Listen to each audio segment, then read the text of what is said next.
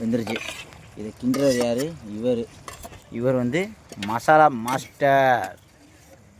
தேங்காய் 200 தேங்காய், பச்சை மிளகா 150, இது எலுமிச்சம்பழம் 50, உப்பு 3 கிலோ வாங்கி, உப்பு 3 கிலோ, மிளகாத்தூள் ஒரு பைக்கு போதும், கறி 60 கிலோ வாங்கி, 4 பேர் சாப்பிட தானே 60 கிலோ, 60 கிலோ போதும்.